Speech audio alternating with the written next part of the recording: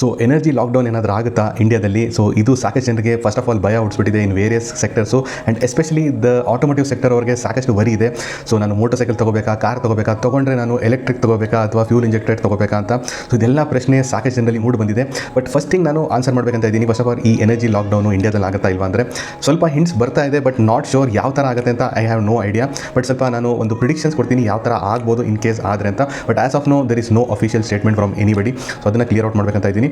So firstly the thing is, ನಿಮಗೆ ಗೊತ್ತು what is the crisis going around the world, energy crisis. So ಅದು definitely ನಮಗೂ effect ಆಗುತ್ತೆ because we are also a part of the global economy. So ನಾವು ಅದನ್ನು bear ಮಾಡಲೇಬೇಕಾಗುತ್ತೆ unfortunately. So ಈ ಸಿನಾರಿಯೋದಲ್ಲಿ the most important thing as a country ನಾವು ಆಗಬೇಕಾಗಿರೋದು, ನಾವು ಸೆಲ್ಫ್ ರಿಲಯಂಟ್ ಆಗಬೇಕಾಗುತ್ತೆ. ಸೊ ಡಿಪೆಂಡೆನ್ಸೀಸ್ನ ನಾವು ಕಮ್ಮಿ ಮಾಡಬೇಕಾಗುತ್ತೆ. ಅದಕ್ಕೋಸ್ಕರ ಪ್ರಿಪೇರ್ ಆಗೋಕ್ಕೆ ಆಬ್ವಿಯಸ್ಲಿ ಇನಿಷಿಯಲ್ ಸ್ಟೇಜಸಲ್ಲಿ ನಮಗೆ ಇನ್ ಕೇಸ್ ಈ ಎನರ್ಜಿ ಲಾಕ್ಡೌನ್ ಏನಾದರೆ ಸ್ವಲ್ಪ ರೀಸನೇಬಲ್ ರಿಸ್ಟ್ರಿಕ್ಷನ್ಸ್ ಇದ್ದೇ ಇರುತ್ತೆ on our energy use case. So basically ನಮ್ಮದು ಆಟೋಮೋಟಿವ್ ಇಂಡಸ್ಟ್ರಿ ಬಗ್ಗೆ ಮಾತಾಡೋದಾದರೆ ಆಬ್ವಿಯಸ್ಲಿ ಪೆಟ್ರೋಲು ಡೀಸೆಲ್ ಮೇಲೆ ಸ್ವಲ್ಪ ರೀಸನೇಬಲ್ ರಿಸ್ಟ್ರಿಕ್ಷನ್ ಇರುತ್ತೆ. ಈವನ್ ನಿಮ್ಮದು LPG ಮೇಲೂ ಇರುತ್ತೆ.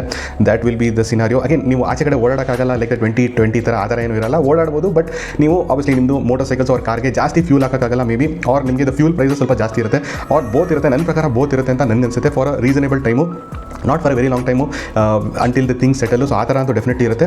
ಬಟ್ ಮೋಸ್ಟ್ ಇಂಪಾರ್ಟೆಂಟ್ಲಿ ನನ್ನ ಪ್ರಕಾರ there will be few things ನನ್ನ ಪ್ರಕಾರ that will be going on the fast forward process. ಒಂದು ಡೆಫಿನೆಟ್ಲಿ ಈಸ್ ದ ಸೋಲಾರ್ ಎನರ್ಜಿದು ಯೂಸೇಜು. ಆ್ಯಂಡ್ ನಿಮಗೆ ಗೊತ್ತಿರೋ ಪ್ರಕಾರ ಇಂಡಿಯಾದ ವಿಷನ್ ಇದೆ ದಟ್ ಪ್ರತಿಯೊಂದು ಮನೆಯಲ್ಲೂ ಒಂದು ಸೋಲಾರ್ ಪ್ಯಾನಲ್ ಇರಬೇಕು, ಸೊ ದಟ್ ಅವರೇ ಅವ್ರ ಮನೆಯಲ್ಲಿ ಎಲೆಕ್ಟ್ರಿಸಿಟಿ ಪ್ರೊಡ್ಯೂಸ್ ಮಾಡೋ ಥರ ಇದ್ದು and they can operate more electrical devices including ನಮ್ಮದು automotive devices, basically the car and motor cycles, scooters. ಅದನ್ನು ಇನ್ ಕೇಸ್ ಎಲೆಕ್ಟ್ರಿಕ್ ನಾವು ರನ್ ಮಾಡ್ತಾ ಇದೀವಿ ಅಂದರೆ ನಾವೇ using the electric energy use ಮಾಡೋ ಥರ ಸಿನಾರಿಯೋ ಬಿಲ್ಡ್ ಮಾಡೋಕ್ಕೆ ಅವರು ಪ್ರಿಪೇರ್ ಮಾಡ್ತಾರೆ ನಮ್ಮನ್ನ. So that will be also ಆಗುತ್ತೆ ಅಂತ ನನಗೆ ಅನಿಸ್ತಾ ಇದೆ. So electric motor cycles, cars ಸ್ವಲ್ಪ ಜಾಸ್ತಿ ಆಗುತ್ತೆ. ಹಂಗಂತ ಡೋಂಟ್ ವರಿ, ಒಂದು ಪೆಟ್ರೋಲ್ ಸ್ಕೂಟರ್ಸು, ಮೋಟರ್ ಸೈಕಲ್ಸು ಏನು ಹೊಟ್ಟೋಗ್ಬಿಡಲ್ಲ, ಅವ್ರ ಕಾರ್ಸು ಹೊಟ್ಟೋಗಲ್ಲ. ಐ ವುಡ್ ಸೇ ಇದು ಇನ್ನೂ ಇರುತ್ತೆ, ಬಟ್ ಎಸ್ ಸ್ವಲ್ಪ cost of using that are maintenance ಸ್ವಲ್ಪ ಜಾಸ್ತಿ ಇರುತ್ತೆ ಅಷ್ಟೇ. So that would be the case. But it will be for limited period, over the period ಅದು ಸೆಟ್ಲ್ ಆಗುತ್ತೆ ಅಂತ ನಂದು ಒಪಿನಿಯನ್ ಇದೆ.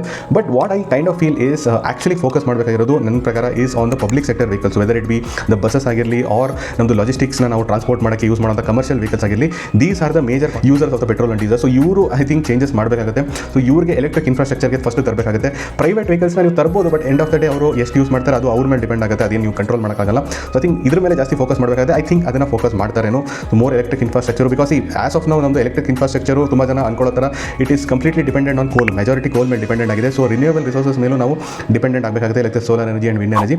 ಸೊ ಅದು ಆಗೋ ತನಕ ಈ ಒಂದು ಎಲೆಕ್ಟ್ರಿಕ್ ನಮ್ಮ ಹತ್ರ ರಿಸೋರ್ಸಸ್ ಆರ್ ಮೆಟೀರಿಯಲ್ಸ್ ಇದ್ರೂ it will not be enough ನನ್ನ ಪ್ರಕಾರ, and we will still reliant on oil energy only. So as of now ನನ್ನ ಪ್ರಕಾರ ತುಂಬ ಚೇಂಜಸ್ ಏನೂ ಆಗಲ್ಲ. But yes you have to be prepared for ಸ್ವಲ್ಪ reasonable restriction for very small duration ಆ ಥರ ಆಗೋ ಚಾನ್ಸಸ್ ಇದೆ.